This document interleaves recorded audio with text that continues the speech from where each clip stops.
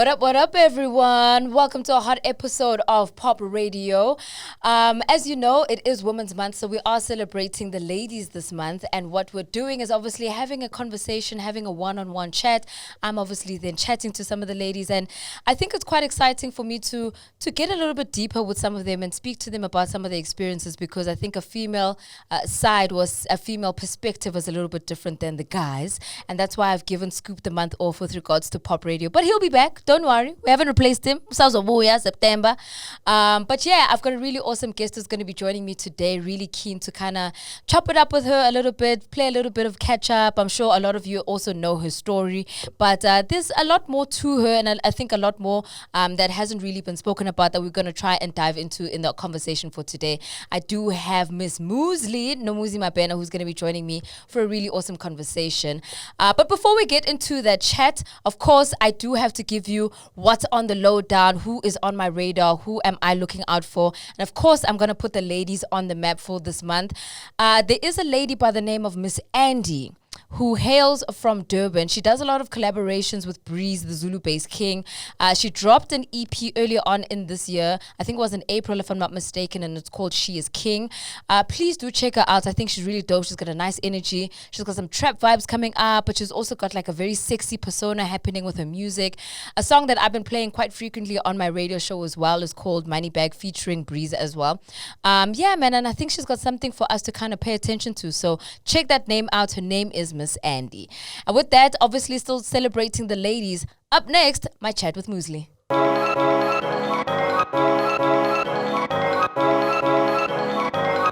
Yeah. Hey, what's up, everyone, and welcome to another hot episode of POPradio. And today, my beautiful guest, how you doing, Miss Moozlie? Hey.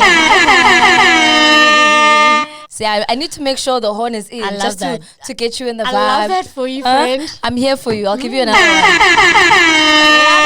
Let's go. Let's rock. Are you ready to rock? I'm ready to rock. Thank you so much for having me. Yes, good to see you. Good to chat to you, to kind of, get into your vibe. I think we haven't caught up in a very long time. I think the last time we also spoke, interview-wise, was obviously for your album, Spirit of an OG. But we're obviously going to get to that in a moment. But I think we just want to kind of, take a little trip down memory lane. Okay. Of Moozlie Mapena. Gee whiz. Before we get to Moozlie. Are you good? I'm good. I'm well. I'm happy to be here. Yes. So, baby girl from Benoni. How was it for you kind of growing up in that side of town, and obviously kind of looking back and then saying, yo, man, that Joburg life, that city life, I actually want to be in there. What was it for you that sparked that thing for you to say, I'm rushing for that entertainment space because that's where I belong? Well, firstly, growing up in Benoni was really amazing. I think in the moment I just lived it so much that I didn't have that full appreciation for it, but I love that I was just so in the moment. But when I think back on it, I'm just like, it was great. It was a small town, but it wasn't too far away from the big city. So I kind of had the best of both worlds. But for me, getting into the entertainment space, it was always YoTV. Really? All I ever wanted to do was be a YoTV presenter. That was my only goal. And then did you also send your mail to Auckland Park? All the time. And they mised it. I won't lie, they did. They mised me. I also used to call all the time to try be like a guest presenter and stuff, like Akumzi did. Yeah. That was so iconic for me. When Akumzi went from guest presenter to full-time presenter, said, bro, dreams do come true. Guys, I can do this. This thing is possible. This thing is possible, Yeah. So that was always it for me. And then I slowly started doing modeling. Yeah. And then I wanted to just be a model because I felt like I'm getting too old to be on YoTV. Yeah. But then I kept being into the space. I loved watching shows like Live M. Nice. Just those kind of music shows. Also, back then, Channel O had really dope content. Do you remember Kabelo, his name was Kabelo, no? Yeah, with the dreadlocks, yeah. Yes, like, they just had to have had such dope content, even like the shows where they used to travel overseas and interview people and whatever. Like, that's what I was really into, just watching from Benoni. So I just like, I gotta go, I gotta do it. You gotta get into this vibe. But you also then, like you mentioning the modeling thing, not many know that you were Miss Benoni once upon a fairy tale. Like, let me tell you something. You can forget everything about me, but do not forget that I was Miss Benoni 2010. That's like one of my proudest moments of my life. Do you still have your sash? Can I tell you a sad story? You lost it. No, I actually have it. But when I moved houses, it was like obviously in a box of stuff. So my helper like just washed it and then like all the letters came off. So I've still got like the sash, but it doesn't have any of the letters on it. There's nothing more painful than losing something in the wash like that. Memory. It was such a dope memory. But at least now they're doing them embroidered for the girls, so they'll never have that problem. Yeah. Have they ever asked you to actually go back and like judge one of the all competitions? The time. Really? I've hosted it a few times. I like judge if I can make it. I definitely go pull up. Yeah, I love Benoni. Like I love also because I know what can come out of that. There's also just like a really great camaraderie in the Miss Benoni pageant. Yeah. It's not like as cutthroat and as like hectic and as wild as other pageants. It's more about like being a representative for the city and doing charity and representing the community and doing like dope stuff with each other. So yeah it's really fun. Also just you growing up in a town like that, obviously Davidson, you're with your family, it's you, it's your sister, it's your mom and your dad. Obviously your parents kind of had like this big dream of you being, as most black parents, be a doctor, be a lawyer, be a what. And then you and your sister decide, we're not going to go and read books. We're not going to make it. Your sister decided to be a chef. You're in the entertainment space. How did that conversation kind of come through with your parents? Have they always been supportive? Well, my sister kind of makes me look bad because she graduated twice. She's got like 2 whatever. She's like actually got a certificate for cooking, which is like siyapheka sonke notuthuko. Senza mastu. Like sonke, but she's like qualified, so I love that for her. But for me, I actually did go to varsity college because I didn't really think my parents would let me move and just like go hustle and figure it out. But then into my second year, I got the MTV job, and then I just like was like, this was kind of like a waiting room moment for me. Like I'm in the doctor's office now. I'm good. I'm gonna tap out. Yeah. And I thought it was gonna be like this really hectic, dramatic moment where my dad was gonna be so disappointed. How could I? Yeah. But he was just really supportive. I think he also just saw how consistent and like relentless I was with the pursuit of this television thing, and the fact that I had got myself a job on a really good platform. It was paying me well. He was just like, okay, do your thing, girl. Do your thing. Yeah. That's good, because also kind of getting the support from the parents is very important, because they're your pillars at the end of the day. They need to make sure that you are okay, and you need to make sure that you can still cry to them when things get bad, because this entertainment thing. And you have to be honest with your parents, because like they see through this whole Instagram what and yes. Like bayazi on a Sunday So, okay, so you got into MTV as the bold chick Moozlie. Yes. What made you cut your hair initially for you to be like, this is how I'm getting into the game? I cut my hair in school. Really? Like, by the time I came to MTV, I already had short hair. Even on like the live presenter search, I had short hair. So basically, in high school, I did like any and everything with my hair, like wild haircuts. Do you remember Abia on that reality show with the beehive situation? Yes. Like I even did that one. With like a Casper Nyovest scorpion tail situation. Like if you know me from like back then, you know that hairstyle. But I just real Easter egg. Like, real Easter egg. So I just did too much stuff with my hair. So then one day I just didn't know what to do. My dad had given me money to go and do my hair, like 700 rand.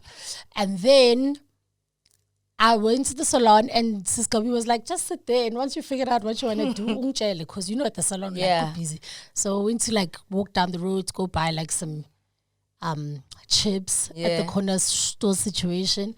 Then they were like cutting hair there, and it was like 12 rand or something crazy like that. Said, what? Sorry, and they had at the salon. They kept telling me like, "Melukunde, ihaline yakho, what." So I was like, "Wait, I've got 700.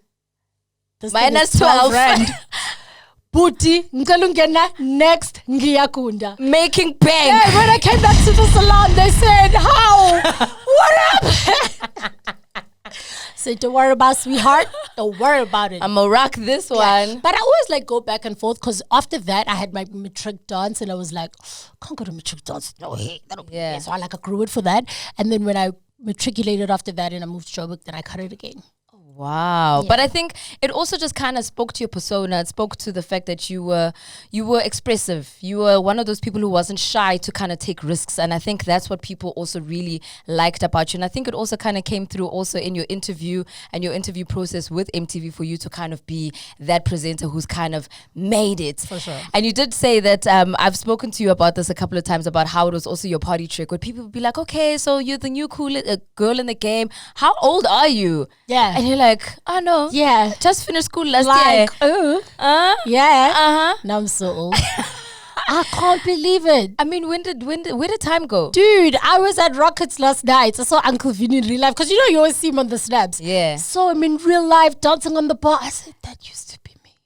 That used to be you. That used to be 19 and rocking. Yeah, fully rocking on the speaker, just making a mess. Like me and my friend Eve used to go to the club and tear shit up. Like tear it up. And now, so sisomdala mele uzithobe mele, you know, uzibambenyana. Yeah, I have my moments Where you're still on the speaker. Yeah, you know, Okay. I could do it for a bag. You know, I'm gonna do it for a bag. How big does this bag have to be? A lot of people can't afford my hosting rate. It just seems quite impractical for them. Really? Yeah, because I always judge time. It's so many hours. Also, you need to understand that when you're hosting, you're responsible for the vibe. There's sponsors involved. There's outfit changes. There's it's not just about going on the mic. Can you feel it? There's a lot that goes into it. So if I'm going to be at your event for 5 or 6 hours, going on stage, introducing people, thanking sponsors, it's just it gets expensive. It is a lot. And I think people also, I mention this quite often because for me, I think it's a frustrating point as well, is that when women in the industry have to get ready, have to be somewhere, have to be present, it's there's a lot of moving parts that get involved. It's makeup, it's hair, it's what am I gonna wear today, it's outfits. And then the guys just pitch up trick suits that they were wearing last week and they still get the same bag. Yeah. A bigger one usually even. How unfair is that? Are you not feeling some type of way about the inequalities of entertainment? I think we'll always, it's not even entertainment, it's the world, just generally, you know. So I try not to let it frustrate me too much, because if you get too stuck in the disadvantages, and that's not to say that they don't exist, because those things are there. It's genuinely, you have to work 5 times harder as a woman. You genuinely have to work 5 times harder. You have to get up a few hours earlier. You have to work a little bit harder. Your body, you have to push it further. You just have to work way harder to just get a little bit less, you know? So it's definitely difficult, but I like to just think of it as practice. That's the only way you can get through it. Otherwise, honestly, it'll break your heart the way it gets so tough. But if you look at it as practice, sometimes when someone tells me okay, go back and do it again, I'm when I come back. When I come back, I'm gonna do it big and better. And it happens every single time. That's why women, every time you see her, the next time she's on a new thing. Yeah. Whether it's a new hairstyle, a new vibe, a new body. Hey, where now? Hey, Miguel, what's going on with you? You know? It's because we just constantly have to evolve, and it's because they keep sending us back. But it's fine. Every time we go back, we just get better. So it's okay. I like that. I think it's also just a touching point for a lot of girls out there who also kind of feel maybe I might not, crack it on this one. But it's dope that you keep saying, you know what, it's practice. You got to keep coming back. You got to keep working at it. Yeah, I can imagine how frustrating it is for girls who are not exposed. I think even now, for us, there weren't that many girls to look up to that were doing it at the level that we're doing it. We were kind of breaking those barriers and cracking those codes for the girls. But now they're looking at you and me and Gigi and Rouge, and they're this thing is happening, it's real. And then they get into the game and they're No, like they just feel like people are not maybe supporting them the way they would like, or people are closing doors or not giving them opportunities. Just know that you are in the right place. Don't feel like anybody's trying to stop you. If they tell you to go back, it's fine. Go back, do it again, because when you come back, you're gonna be stronger, and that's just how it is. And that's just it. That's all we gotta hear at the end of the day. President Moozlie. All right, so we're gonna, ring it back into the music game. Obviously, the TV is now shining. You're doing your big thing. You're on MTV. Then there's a big announcement about you joining Cash Time. And obviously this is where your little introduction into the music game, where people are just like, oh, okay, well, we know her from a TV perspective. Now she's actually getting into the music. Was that always like a dream for you to actually say, yo, I actually want to be a performer? Because being on stage and hosting and making people have a good time is one thing. But for them to kind of like be engulfed in your music is completely different. How did that conversation kind of come about for you to be like, yo, this is what I'm doing next? I don't know if there's anybody in the world who hasn't like had that look in the mirror moment of singing this song and thought like, I could do this. Like, I feel like I obviously had that moment at some point, but it was definitely always TV for me. But the more I threw myself into TV, working at MTV Base and just like seeing what was happening in the African music space and just seeing the development of South African hip hop, I was really just looking for another expression outlet. And I was doing a lot as a presenter and I was doing a lot as a host, but I just feel like there was a voice that was needed in rap. Particularly, I just feel like the boys were doing their thing, it was cool, but they just needed something for like abombali, nabona lady, yabo nabononi, nabona Moozlie. You understand? Like they needed we needed our own like reference point. I didn't feel like the game had that, so it felt like a creative expression more than like a decision of like, yeah, I want to be an artist, I want to like make music. Like the reality of it kind of hit me as I was going on the journey. That's dope, man. And obviously it's gotten to a point where you are now Moozlie, you've got 2 albums out, you've literally been on the wave and you're like, yo, I'm doing this thing on my own and I'm rocking. But obviously there were a couple of bumpy steps along the way. Everybody knows you had a little bit of a fallout with Cash Time. Where does your relationship kind of stand right now with the guys from Cash Time? Do you still speak to them, or was it a conversation where you're just like, you do you, I'm doing me? I think we're all genuinely cool. Like nobody wishes anybody harm. I think closer to the time everything popped off, definitely like it was tender, like yabo, like it was so like but now genuinely the energy between everyone is cool. Muggs is like my OG. Like if I could just rap and sound like Muggs in my life, I'll be happy. If anybody could sound like Muggs, we need you to sound like Muggs also. Come back. So if you want to hear Muggs, he's on my project. So Muggs is somebody that I definitely love. My Easy Does It, that's like homie, that's like OG forever and ever. X and I have actually got a record coming out September 3rd, which I'm really, really excited about. KO I don't really speak to, but I think that with time and also being an independent artist, I've come to understand a little bit more about why things happened the way they happened, and that it wasn't as malicious and as hard and as weird as everybody wanted it to be, Break it down for us. I think people just, even us, like in particular, because we didn't have that like everyday conversation kind of a relationship where a lot of things just like got lost in the he say, she say energy, weirdness, So like a lot of things weren't really addressed between the two of us personally, at least. Okay. But I just think that now I'm definitely in like a great place. I don't feel like I harbor those feelings anymore, and like I feel like we're good. That's dope, man. I think, at some point everybody kind of needs to have a moment where they look back and be like, okay, that was a weird time, but I've learned the lessons that I needed to learn at that point in time, and you take it away. And maybe at some point, maybe you'll bump into him at Rockets and be like, hey, OG. Yeah. No, I mean, if I do see him out, like, all respect, that's the OG. I feel like he's definitely one of the architects of the game. A lot of the stuff that I do, even now, musically, like, is built because of the time that I spent at Cash Time, Yeah. So yeah, all respect, all love. Do you think it was also very influential on your sound that you have right now, with where you're trying to take yourself as Moozlie, or do you think that's all just multifaceted with a lot of your experiences? Yeah, a bit of both. A bit of both. I think being on the inside definitely gave me a new appreciation for, like, making music for our people. Nice. Just like on a sonic level. I think working with Buddha has helped me connect the dots of sonic and commercializing that sonic level. But with them, it was just like movement, family. There was like a spirit. Like there was an energy about it. Do you know what I mean? So I definitely still take that today. I can imagine. All right. So obviously you have that experience with Cash Time. You move over. You then decide, I'm going to drop my solo album, and you're going to do it under your own record label.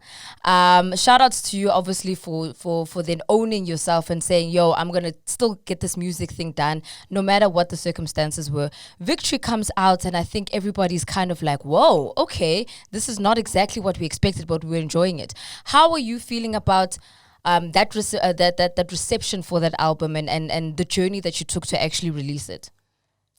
Reception is always something crazy because I just feel like generally people like me, like people think what I do is dope, like it's awesome.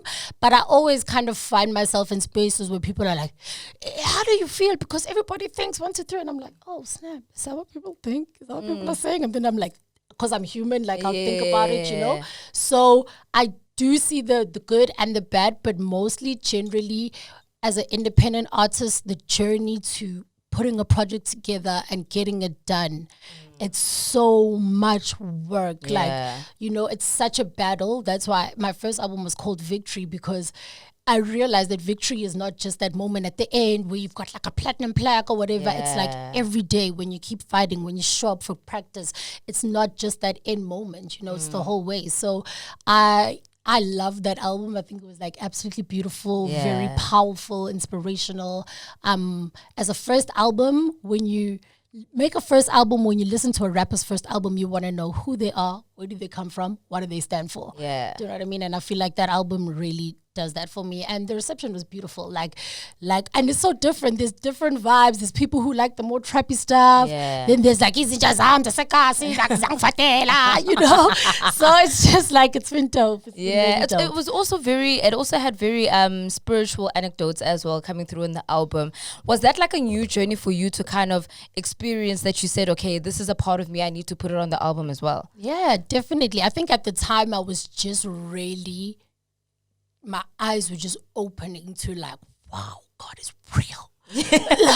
like my parents have been telling me, but this is a real thing now. God, they told me, but like, I'm doing an album. God must be real because I've been out here finessing. You know what I mean? So when you go on that journey, you feel compelled to win lives. And just shine a light and be like, yo, there's a help here, there's a light here, like there's something happening over here. And I really believe that I can get to spaces and talk to people that aren't going to go to church, don't think the pastor is cool, think the Bible is lame. But I can be a light. They can look at me and be like, yo, if she's popping, God must be real. I mean, well, also, and you were performing in church as well, which I thought was really amazing, because a lot of people would be like, is this song actually on the album? Because I remember the one time when I saw you and I recorded it, and it was like, but where's the song? And I'm like, if you listen to the album, like, you would actually know the song is actually exists. It's not like she wrote it for church. For sure, you know what I mean? For sure. That was also just a mind-blowing thing for you as well, to perform with like the choir band and everything.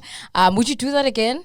Anytime. That's beautiful. Any day. Like anytime they call me, like I'm a PV. That's I would awesome. be right there. And I think it's just cool that I get to like do it in my own way. Yeah. I always just thought, maybe it's because I come from like an Anglican background, I always just thought like S1E16 like, you know, just like I always just thought it has to be like, you know. But at the church I go to, House of Destiny, it's just really like about being yourself. Like come as you are. Yes. Like we're not gonna judge like you. leave everything else at the door. Instagram handle, followers, swag, galicious. Zonke. Yekela lapho, you know. So I really appreciate that. That's awesome, man. All right. So obviously then you dropped Spirit of an OG last year, right? Which was obviously showed a bit of growth as well, coming through from what you had dropped from Victory to where you are then with Spirit of an OG.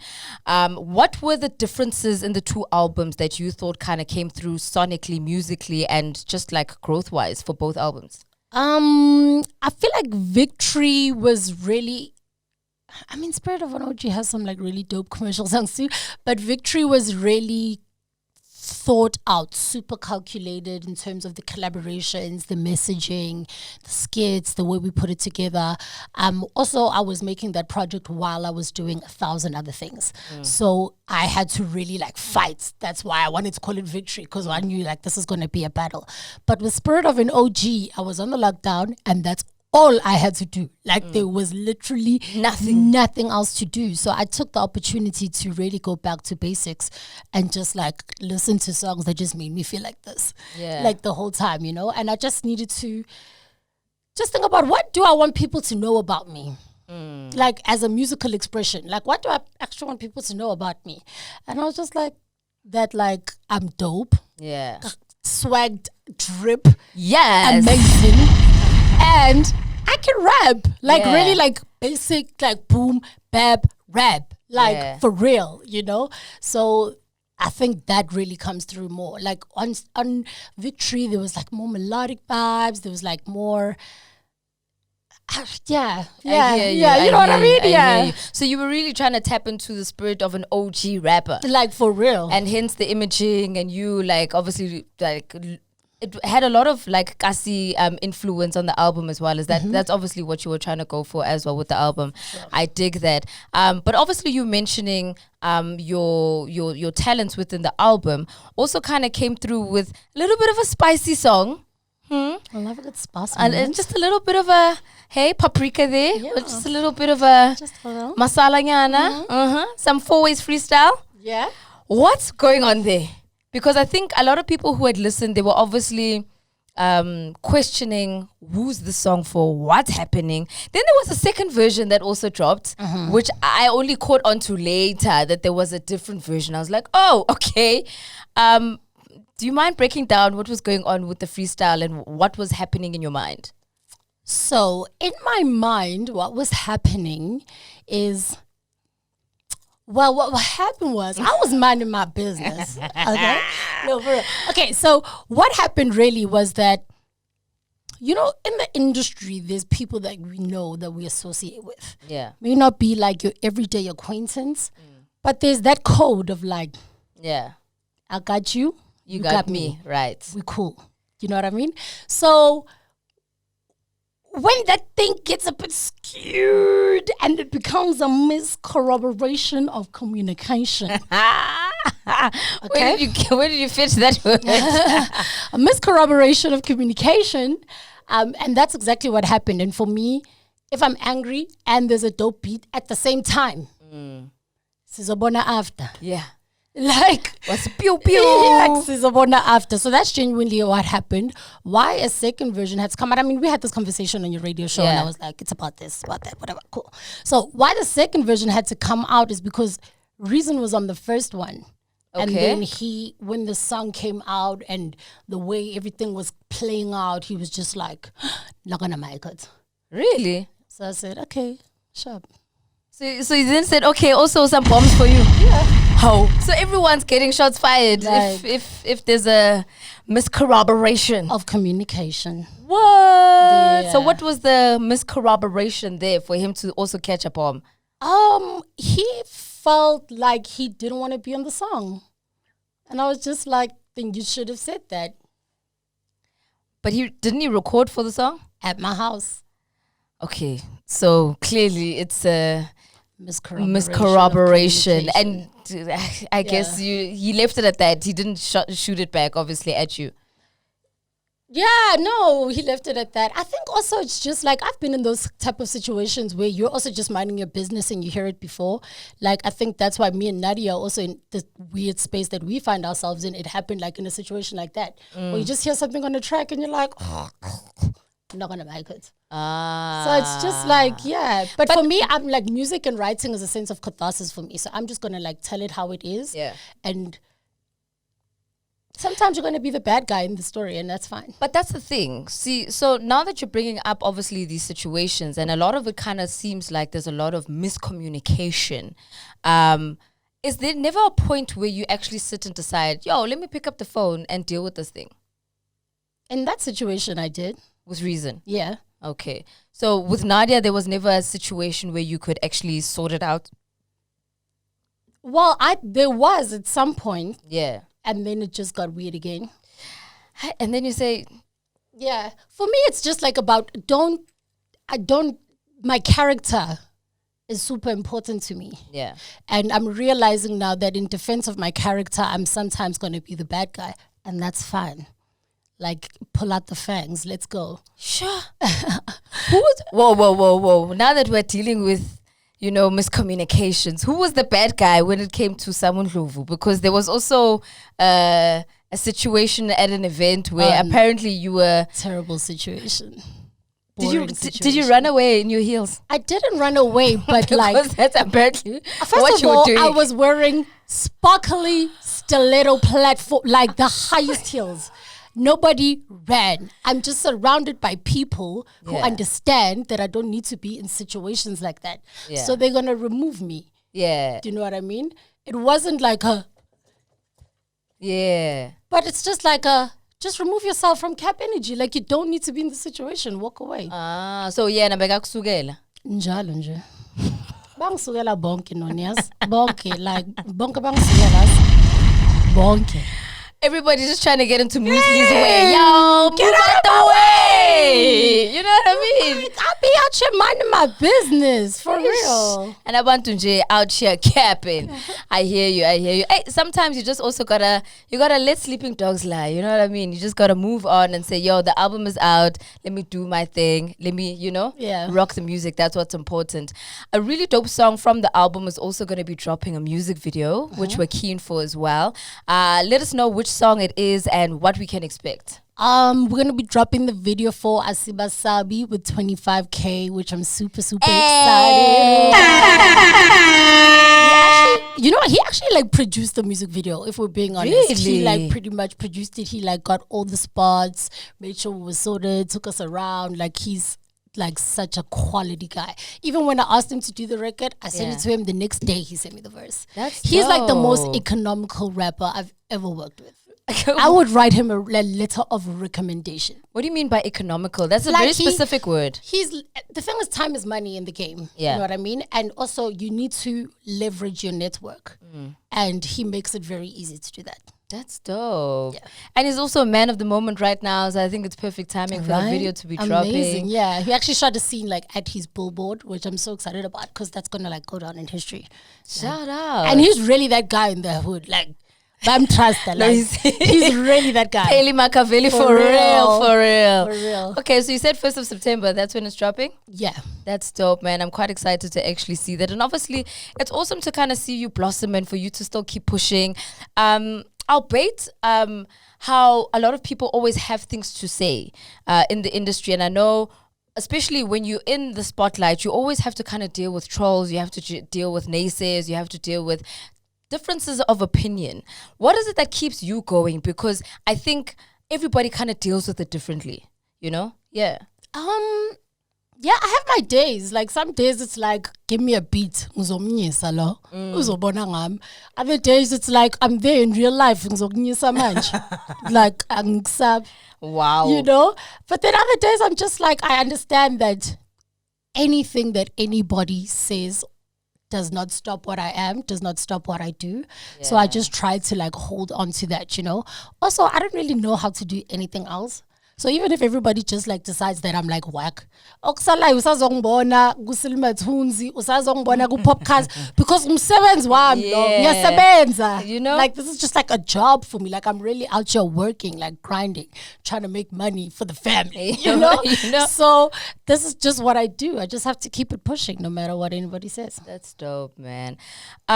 You also have a lot of like very influential people that you keep around you. Obviously everybody knows your relationship outside of like me and Rouge. You've also got Zintle, there's the Pearls of the game. You also had a long-standing relationship with the LES, who's kind of been your brother in the game for a long time. How important is it for you to kind of keep these relationships, for you to kind of know where you stand in the game, but also over and above that, for you to still leverage those relationships to kind of grow yourself as a person? If you think about the work that we do, or if you think about yourself as a business and as a company, and you're like the boss, you're going to know other bosses. You know what I mean? So you like bosses network with bosses and they like work together and they collaborate and they share, they throw bags each other's way. It's just like the way the game is, you know? And for me right now in particular, you know, something me and Zintle talk about all the time is just like the fact that we're creating this like new black entertainment economy. Yeah. And we have so much power amongst us, you know. I feel like if I can create an Era by DJ Zintle campaign and she posted, I posted, you posted, Tabzi posted, Pearl posted, we definitely like gonna get more numbers than, you know, putting it advert on TV or something like that. So there's a lot of power in the connectedness that we have, but you have to be able to leverage those relationships. I think a lot of the time people are just like, yeah, let me just go to the club and be in the section and then Smosheli's card. What are you bringing to the table? Do you know what I mean? So that's very important. And it's just like good to have those people in the game that you can call on, that you learn from, because we're all going through the same things in different ways. So we can like learn things from each other. There's some mind dumps and like bombs that you don't have to go through because I've already been there, so I can tell you, you know? So it's like really, really important. And if you just think about it like company to company, like you gotta know the guy in charge. That's true. That's true. And a lot of people, obviously, they have been saying on social media, Guti, no Moozlie, we don't choose Zintle from Upel, what's going on? Obviously, you don't take any mind to that, right? Yes, I do. Really? No, please. No, it's really, really funny. They also, like, the whole thing is just funny. Yeah, it's funny. They have like a cool relationship though. Yeah. And you guys just obviously laugh about it whenever you're sitting like, look at this. What else can you do? But Pearl is really Zintle's best friend. Like, don't even try. Don't do too much. Like, one day Pearl will be like, you're doing too much now. That's my friend. Step back. Yeah. She's so reel you back girl. in. Yeah, no, she's that girl. That's dope, man. Okay, so one thing I've always, like, I think everyone's noticed is you always wear like the ring, the bracelets, the necklace, the what, and everything is happening. I still question myself, and I no disrespect to Zintle because she's obviously killing her game with Era. But why have you never tapped into that space of like merchandising? I always wanted to have my own jewelry company, but when I realized what it would actually take, I said, I'm not going to make it. Why? It's like crazy. Really? You have absolutely no idea what goes into running a good quality jewelry company, like from sourcing the stuff to bringing it in, packaging it, marketing it. It is definitely not easy. Also the quality of the products. Like I wear so much of this because the quality is so high, you know. We just dropped like these new hoop earrings. They're not gonna get rose gold after 3 wears because Zintle took her time to find the right, you know, supplies. So it really does take a lot of work. That's why I'm learning a lot from her now, just working like in a creative director position. Like I've done a few of their campaigns. Right now we're working on the store opening at Mall of Africa, just so I can like learn the behind the scenes, you know. But personally, I'm really, really invested in Era. Nice, I feel like it's mine as well. Like really? we are so obsessed with the company. We're so obsessed with our products. It's like female run, the quality products. It's like got such a dope network. Even if you look at the people who love our product, like you, Ayanda, Zola, it's just like dope chicks who are doing their thing, you know. So I like that energy. For me is everything. So right now I'm just in a space where we're making this one work. So when I do what I gotta do, I'm gonna do what I do. But for now, like, this is where we're at, and I'm so happy. I like that you also kind of tap into collaborations, because you're not also trying to do this thing of, I mean, I know best, so I'm going to go and put my name on it and nizongbona phambili. I appreciate the fact that you also you realize big brands that are doing big things, and you're like, yo, let's work together, as opposed to losing out because everyone's just trying to be the kingpin of the game. Why is it important for you to kind of do those collaborations? I mean, you've done that with Great Africa, you've done that obviously with Era, you've also done it with Escort as well. Why was it important for you to kind of do that with some of the brands and the fashion decisions that you've taken? I think because I really understand the power of my voice in fashion and the energy that I bring. I'm not just like trying to throw my name on a t-shirt and be like, like, I really understand that I'm an authority in the space.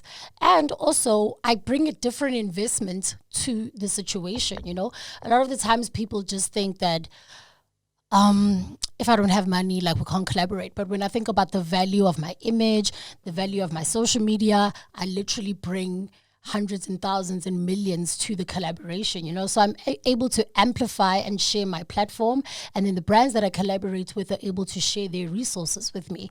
So everybody's bringing something to the table, and it's very important. The collab that I did with Scott Girls Club, I initially just wanted to do a pop-up I wanted to do a bar at one of the pop-ups, like a Manhattan bar. And Zanele was just like, no, let's do a collaboration. It's like, damn, aren't you ambitious, little mama?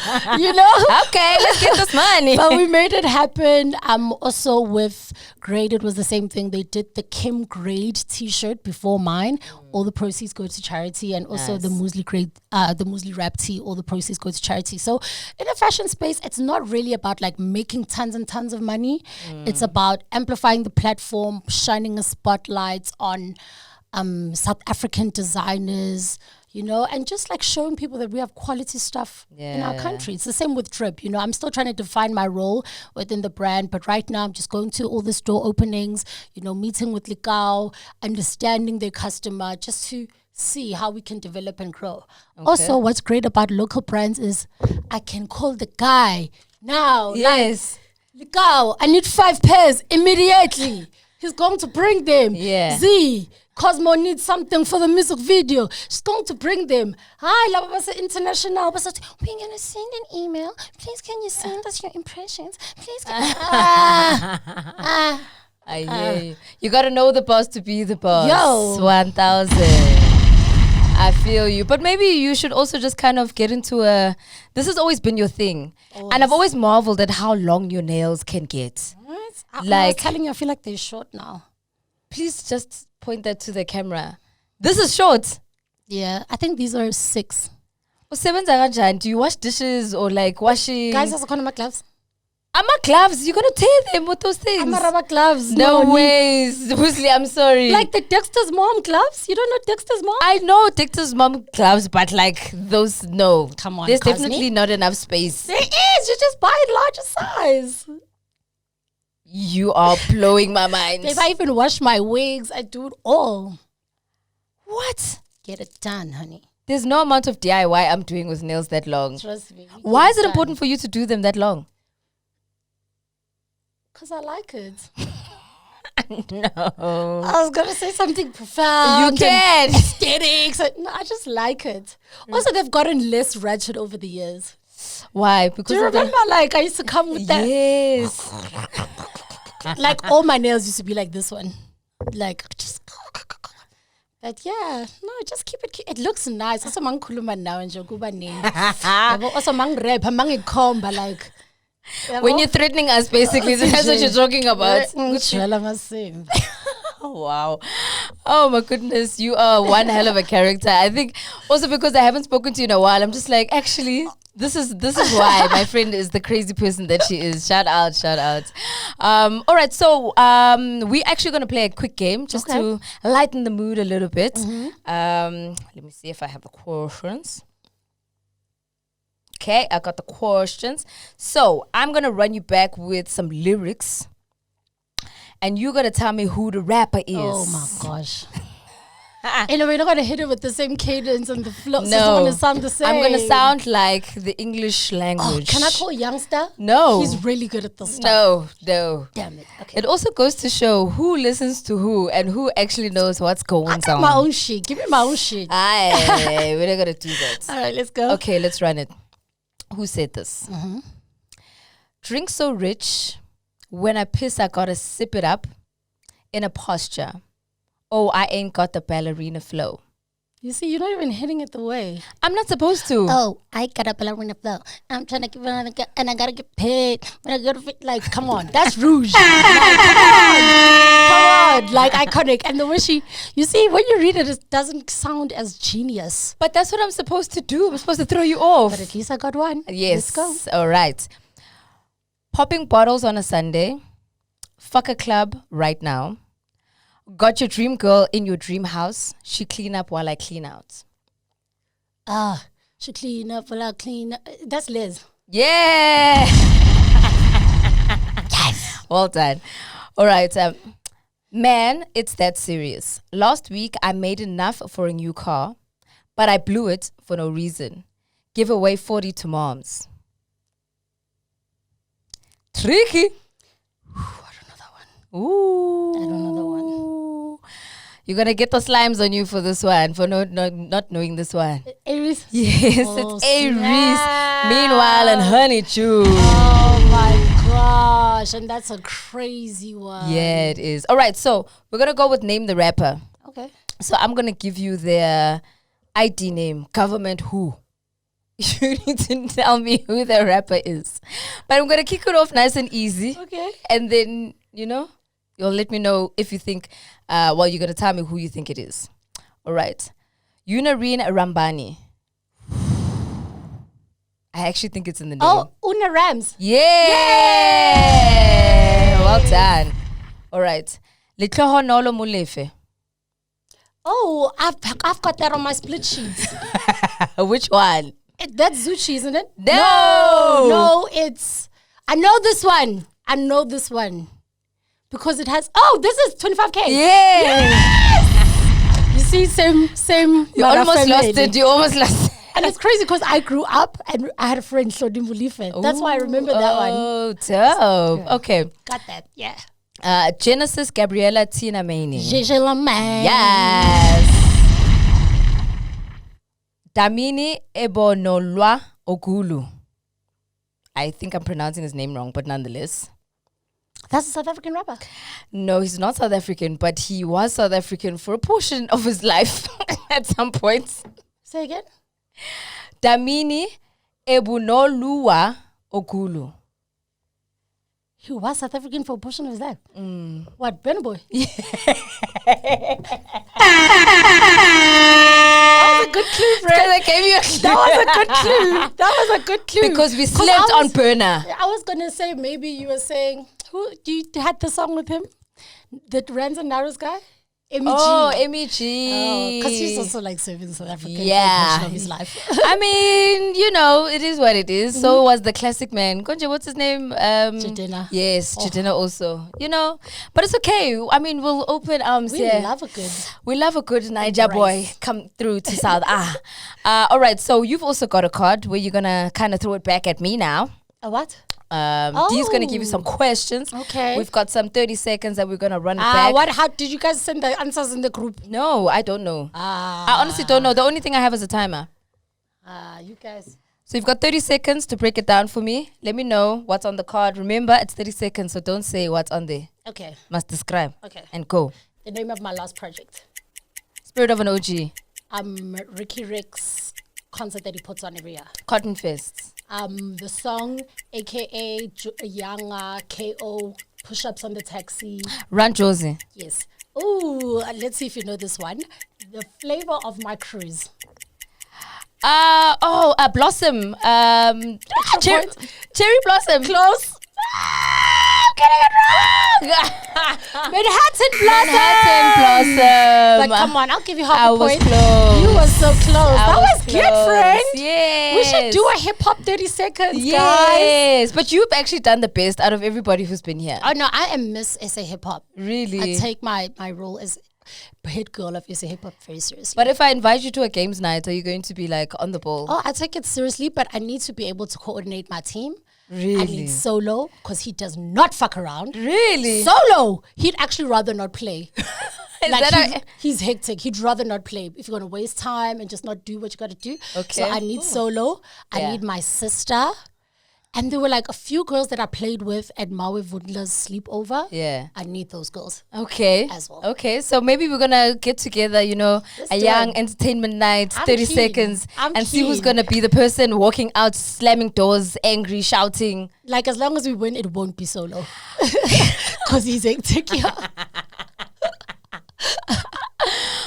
Goodness, that reminds me. Actually, we're gonna get Solo in here.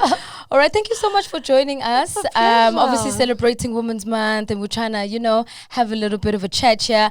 I really appreciate how you've kind of stood your ground in the game, and I think that's what I admire the most about you.